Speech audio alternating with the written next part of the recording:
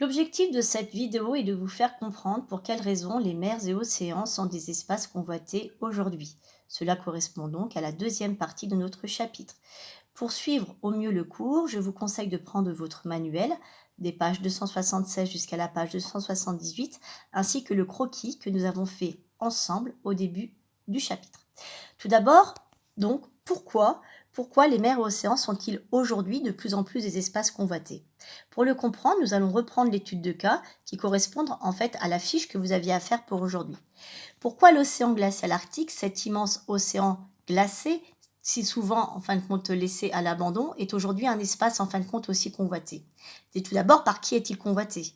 Eh bien, comme on le voit très bien sur la carte, l'océan glacial arctique est convoité par les États-Unis, qui possèdent l'Alaska, par le Canada, par la Russie, par la Norvège, mais également par le Danemark, qui possède le Groenland. Mais pourquoi une telle tension entre tous ces pays? Tout simplement parce que l'océan glacial arctique regorge de ressources naturelles. Ces ressources naturelles sont principalement constituées, comme vous le voyez ici, d'hydrocarbures. Retenez bien ce nom-là, il est très important, c'est une des définitions du cours. Par hydrocarbures, on entend le pétrole et le gaz naturel. Et en effet, aujourd'hui, on estime qu'il y aurait peut-être 13% des réserves de pétrole mondial dans l'océan glacial arctique, ainsi que 30% du gaz naturel. D'autres ressources s'y trouvent, le zinc, le fer, l'or et le plomb.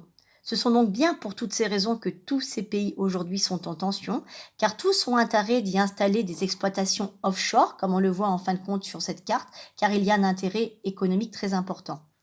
Mais les hydrocarbures sont-ils les seules ressources que l'on peut trouver dans les océans?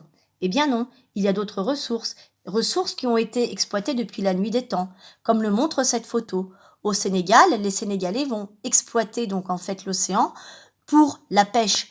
Pêche, c'est ce qu'on appelle les ressources halieutiques. Donc toutes les ressources que l'on peut trouver, tous les poissons qu'on peut trouver donc en fait dans l'océan correspondent aux ressources halieutiques. Par exemple, on voit ici que pour le Sénégal, la pêche est très importante puisqu'elle représente elle seule 25% des exportations et crée près de 600 000 emplois. En fait, ce qu'il faut que vous sachiez, c'est que chaque pays dispose de ce qu'on appelle une zone économique spéciale. Cette zone économique spéciale est montrée ici par la zone en fait orange. C'est une zone qui est située à 270 km au large en fait des littoraux et zone dans laquelle exclusivement le pays peut pouvoir pêcher.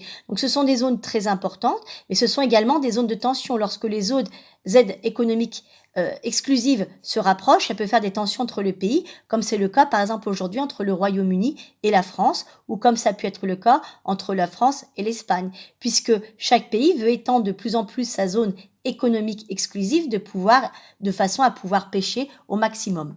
Il faut savoir également que dans les océans et les mers, on peut, lorsque c'est près de la côte, faire ce qu'on appelle de l'aquaculture, c'est-à-dire faire de l'élevage ou de la culture d'animaux ou de plantes. Je pense particulièrement aux huîtres ou par exemple aux algues.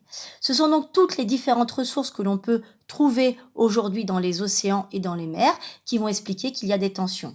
Votre mission maintenant sera de reprendre votre croquis que nous avons vu en début donc en fait de chapitre et à partir de la carte de votre livre page 280 de compléter les ressources convoitées, en fait toute la deuxième partie de la légende, à quelle figurée du croquis correspond donc en fait ce qui est indiqué ici dans la légende.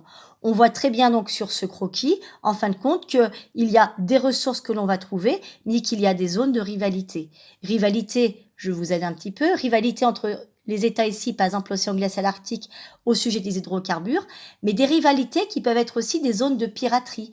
N'oublions pas que les gros bateaux dont nous avons parlé dans la première partie du chapitre, eh bien ce sont des bateaux qui peuvent être revendiqués et pillés par les pirates. Je vous mettrai un petit film également en lien.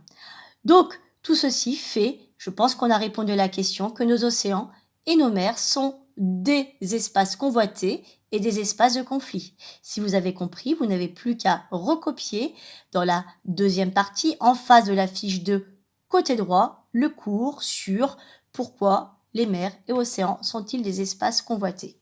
Merci de votre attention.